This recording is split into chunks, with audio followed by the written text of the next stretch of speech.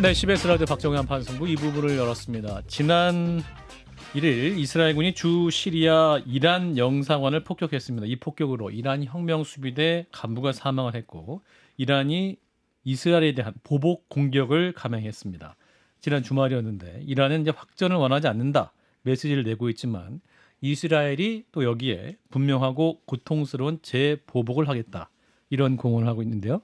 이 시간에 전문가 모시고 현재 중동 상황을 짚어보겠습니다. 주 팔레스타인 한국 대표를 지내셨고 주 이스라엘 한국 대사를 지내는 분이세요. 마영삼 전 대사를 모셨습니다. 대사님 어서 오십시오. 네, 안녕하세요. 네, 우리 진 장관님과 네, 우리 반갑습니다. 박 실장 인사 안녕하세요. 나누시고 네, 반갑습니다. 예, 이스라엘의 대사를 2번이나 하셨어요. 그러니까 첫 번째 갔을 때는 차석이었고, 아, 차석. 네, 아. 얘가 공사 참사관이었고, 아. 그 다음에 이제 갔을 때는 대사를 했었습니다. 그러니까 그때 총 몇 년도요? 몇 년도에 근무하셨던 겁니까? 그게 2003년에서 2006년 그리고 또 2008년에서 11년 됐습니다. 그러니까 대사는 한 번 하신 거고 한 6년 근무하신 거네요, 이스라엘에. 그렇습니다. 예, 이스라엘 사정을 또 가장 잘 아시는 분 중에 한 분이신데, 자 지금 이제 이스라엘과 이란의 무력 충돌이 있다. 이제 여러 가지 뉴스가 나오고 있고 이거 어떻게 된 거야? 하고 또 궁금해하시는 분 많으신데 현재까지 상황 간단히 좀 정리를 해주시면. 네, 그러니까 지난 4월 1일 날 네. 그 시리아에 있는 이란 영사관이 이제 피격을 당한 거죠. 예. 거기 안에서 희생자가 한 13명 정도 나왔는데 그중에서 한 7명 내지 8명이 이슬람 혁명수비대 지휘관이라고 그렇게 이제 얘기를 합니다. 상당히 고위층입니다. 예. 그런데 이게 영사관이라고 하는 것은 우리가 이제 외교 관계가는 비엔나 협약도 있고 영사 관계가는 비엔나 협약도 있는데 그 협약에 따르면은 외교 공간은 취해법권이 향유하고 그리고 그 나라 그 이란의 영토로 간주할 수가 있는 것입니다. 그러니까 지금 이란으로서는 자기 영토를 이제 침략 당했다라고 그렇게 이제 간주할 수가 있는 부분이었죠. 그래서 4월 13일 지난 이제 주말에 그 미사일하고 드론해서 이제 대규모 이제 공격을 이스라엘이 이제 본토에 한 것이죠. 근데 이제 이스라엘 측에서는 요격을 잘 했다고 그러죠. 약 99% 정도는 다 요격을 했고 나머지 한 7개 정도의 미사일이 그 미사일 방어망을 뚫고 들어갔는데 그거에 따르는 피해도 아주 경미하다. 그러니까 베두인 소녀 한 명이 중상을 입었고 나머지는 다 괜찮다. 그리고 시설의 파괴도 별로 없었다. 이렇게 이제 얘기가 나오고 있습니다. 이제 그랬음에도 불구하고 이스라엘의 이제 내각에서는 이게 대해서 어떻게 대처하느냐 했는데 전 세계에서 그걸 이제 말리려고 막 바이든 대통령이 전화를 하고 막 그랬었죠. 그런데 지금 어제 오늘에 걸쳐서 이제 이스라엘 내각에서 결정을 어떻게 했느냐 하면은 보복한다. 그렇지만 뭐 전면전까지는 가지 않도록 할 것이고 그러나 아주 고통스럽게 그 상처를 입힐 것이다. 이렇게 이제 얘기가 나오고 있습니다. 그러니까 분명하고 고통스럽다.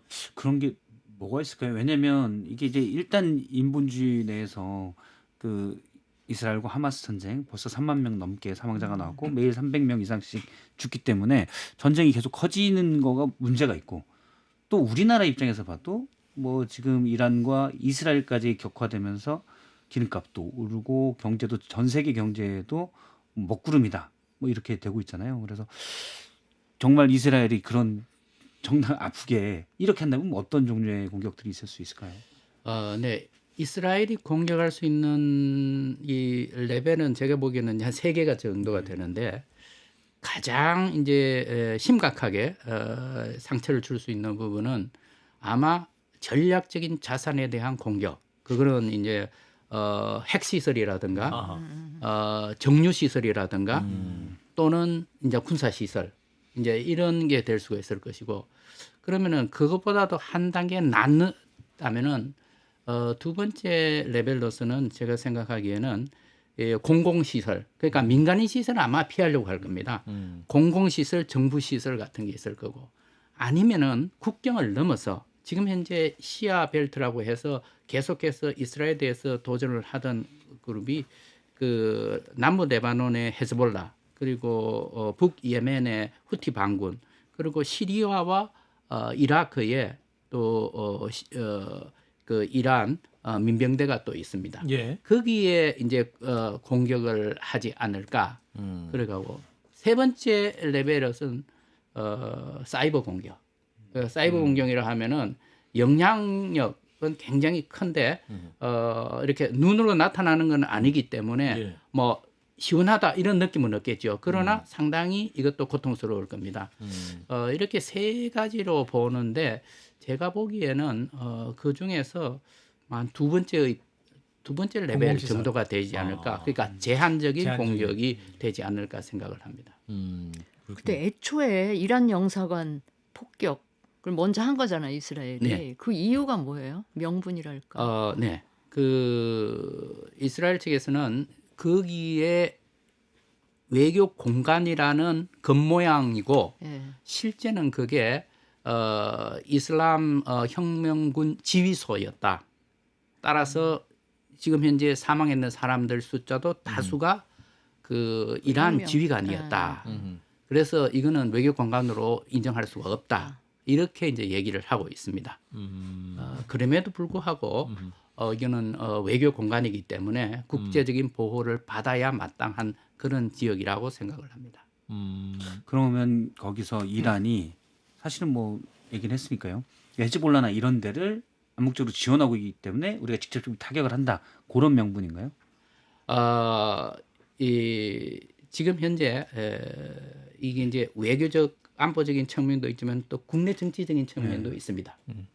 이스라엘로 볼 때 이스라엘의 네타냐후 총리는 정치적으로 상당히 어려운 상황에 있습니다. 지금. 예, 그러니까 전쟁 전부터 지금까지 계속했는데 예. 왜냐하면은 부패 혐의로 지금 3개의 소송이 걸려 있습니다.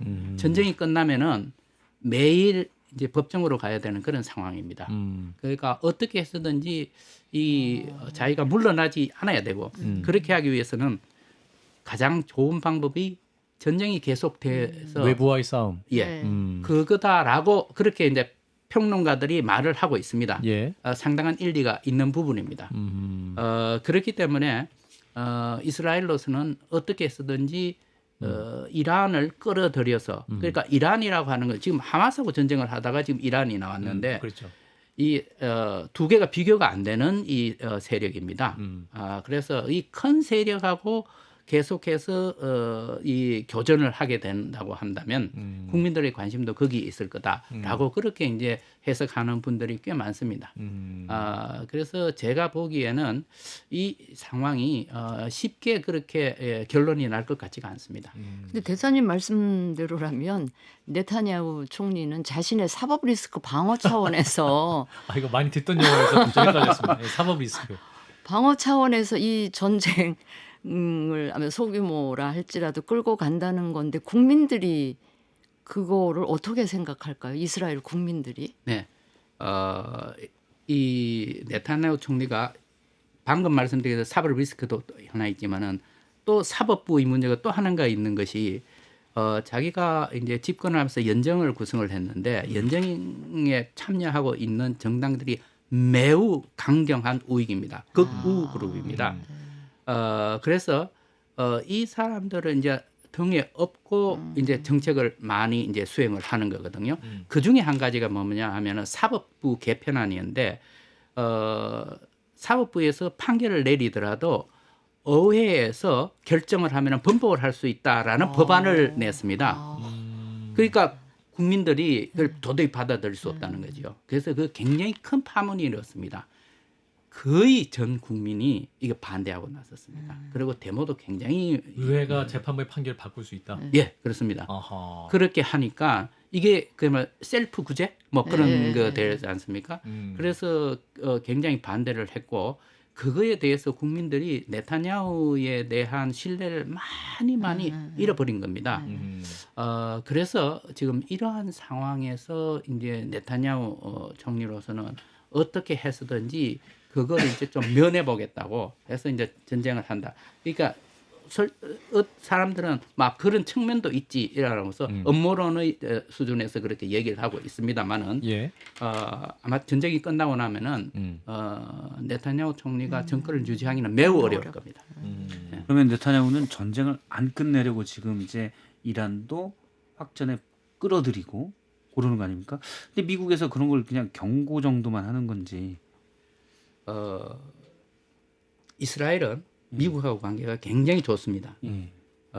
그리고 우리는 흔히 동맹이라고 생각을 하는데 우리하고 미국은 한미 상호 방위 조약에 따라서 동맹 관계를 유지하고 있습니다. 이스라엘과 미국하고의 관계는 상호 방위 조약이 없습니다. 아하. 그 상호 방위 조약을 체결하자고 했을 때 이스라엘 측에서 거부를 했습니다. 왜냐하면은 이러한 상황에서 전쟁을 해야 되는 상황에서 우리가 동맹에 묶여 있으면 우리가 자주적인 판단을 할 수 없다. 그래서 거부를 했습니다.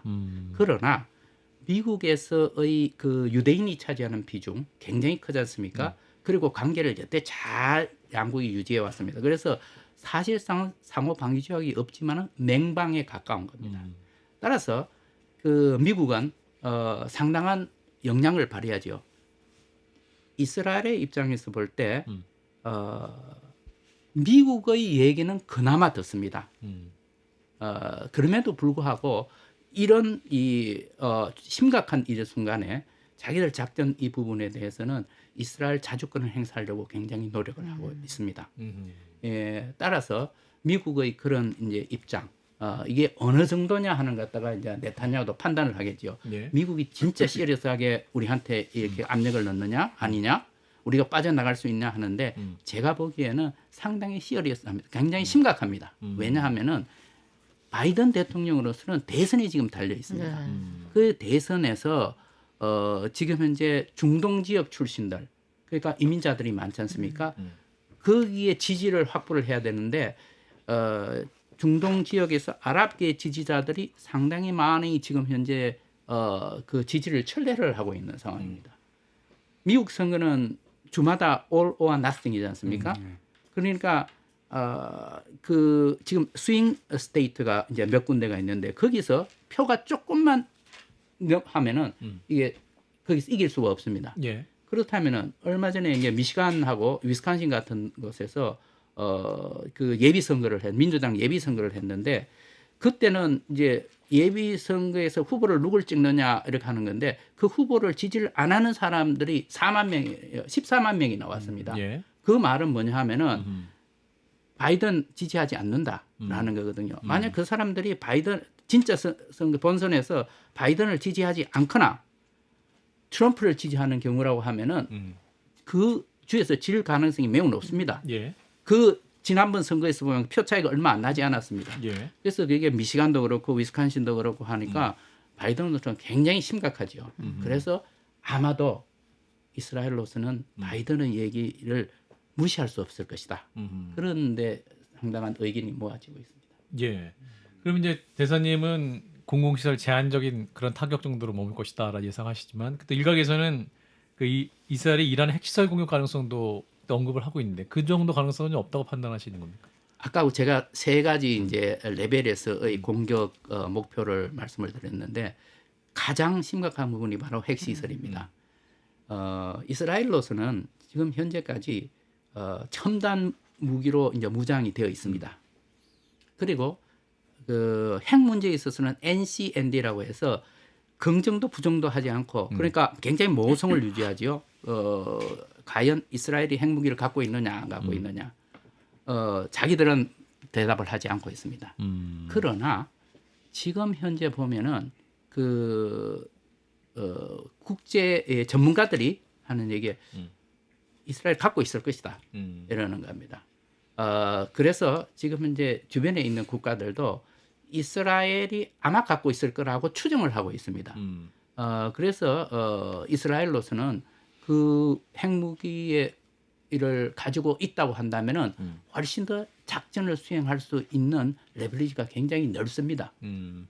그래서 다른 나라들도 지금 현재 여기에 이 전쟁에 개입할까 말까 하는 부분에서 상당히 신중하게 처치를 하고 있습니다. 지금 어느 한 나라도 이 전쟁에 군사력을 지원한다고 발표한 나라가 한 나라도 없습니다. 예. 오직 이란만 그렇게 하고 있거든요. 그렇기 때문에 지금 현재로서는 이스라엘이 어느 정도의 관건을 쥐고 있다. 확전이냐 아니냐 하는 문제에서는 관건을 쥐고 있다고 그렇게 생각이 됩니다. 예, 근데 이란도 그러지 않을까요? 이번에 이제 미사일이나 드론 공격은 방공망 때문에 막혔지만 사실은 뭐 예를 들어 다른 방법의 테러가 있을 수도 있고요. 그 대사관이 사실 폭격당한 거는 되게 드문 일이어서 영토를 공격당하고 더군다나 군 지휘부가 몇 명이 사망했기 때문에 그러니까 이스라엘의 그런 것도 있겠지만 이란도 이 정도에서는 절대 물러날 것 같지가 않아서 예, 그건 어떻습니까? 네. 이 하마스하고 이스라엘 전쟁이 발발한 이후에 이란이 어떻게 할 것이냐에 대해서 전 세계에 관심이 모아졌었죠. 기억하시겠습니다마는 미국이 전쟁 나자마자 항공모함 2척을 지중해로 보냅니다. 예. 그게 뭐냐 하면은 이란이 더 이상 개입하지 않도록 막기 위해서 이제 갖는 것이죠. 그런데 이란으로서는 또 이 지금 하마스하고 전쟁하는 것보다도 훨씬 더 중요한 이슈가 있습니다. 그게 뭐냐 하면은 국내 경제입니다.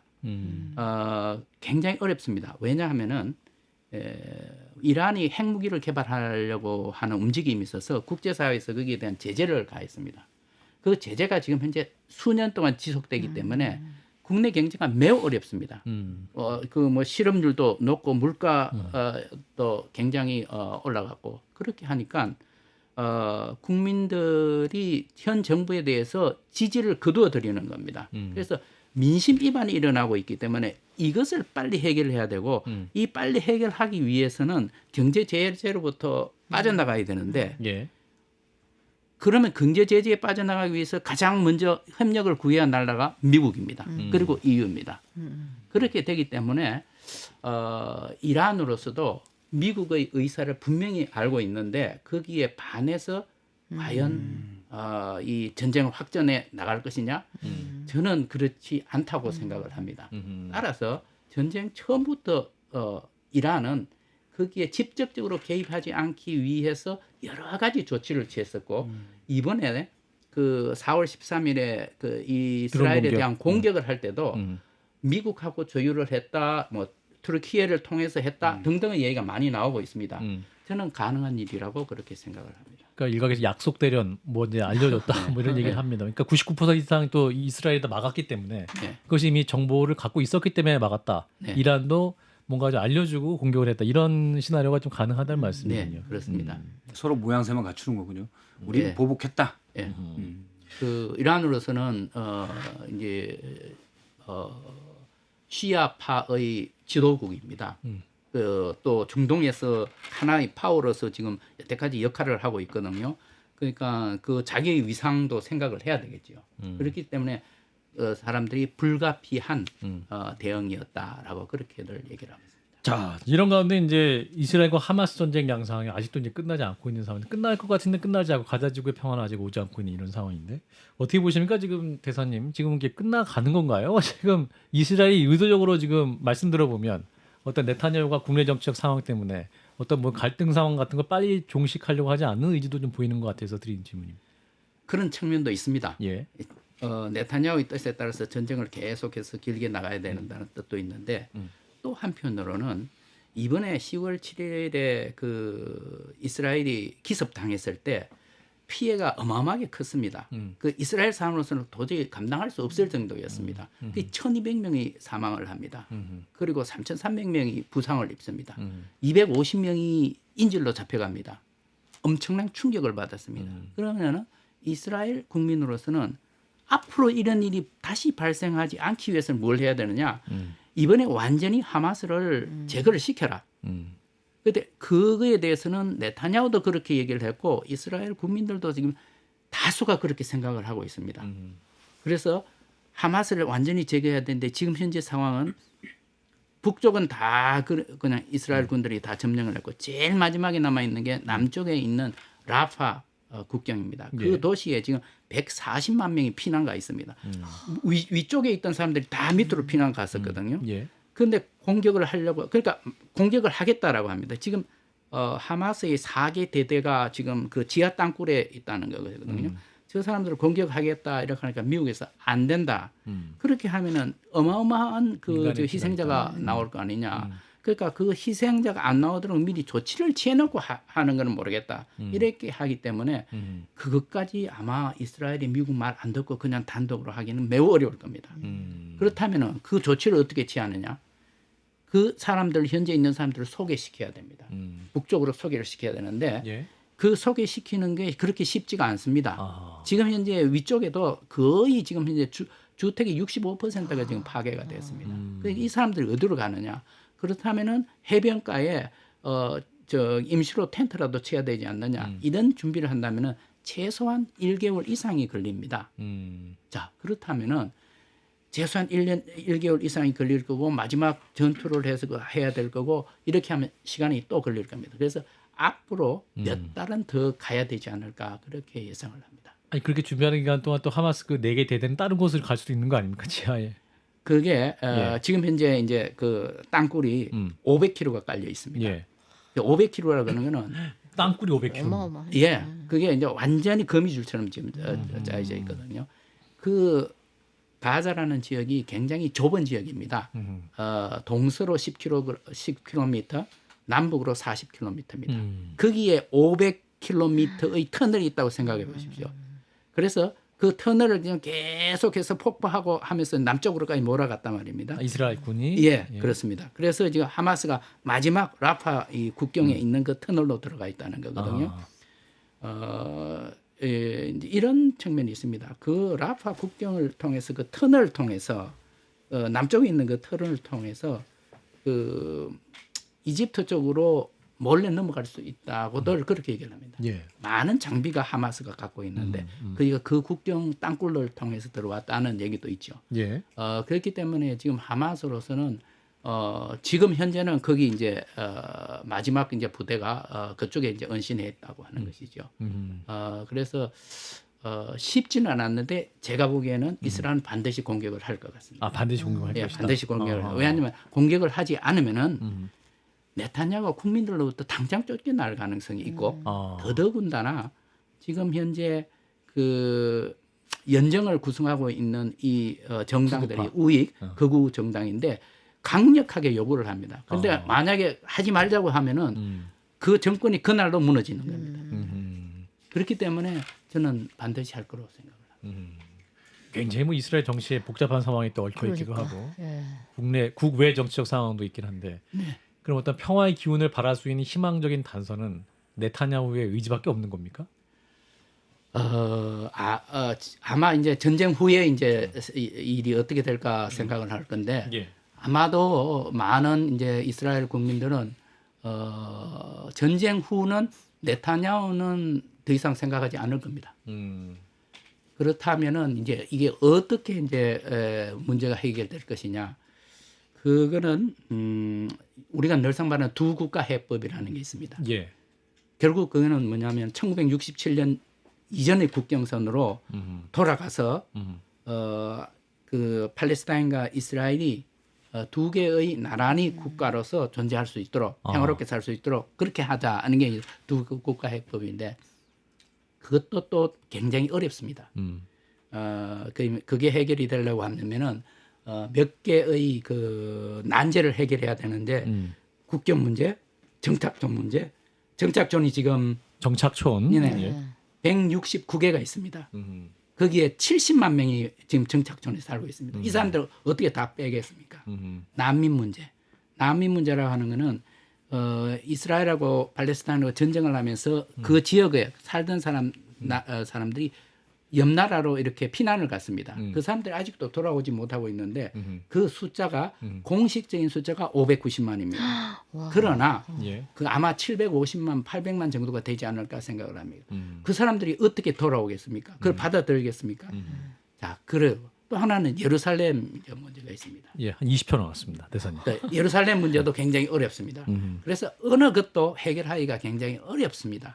그럼에도 불구하고 예루살렘 저기 투 스테이트 솔루션 이 두 개의 국가 해법 이거 밖에는 저런 생각에 아하. 없을 거로 생각을 합니다. 네, 대사님이 아주 차근차근 설명해 주셔서 아주 공부 공부를 많이 열심히 하는 됐네요. 그런 네. 시간이었던 것 같습니다.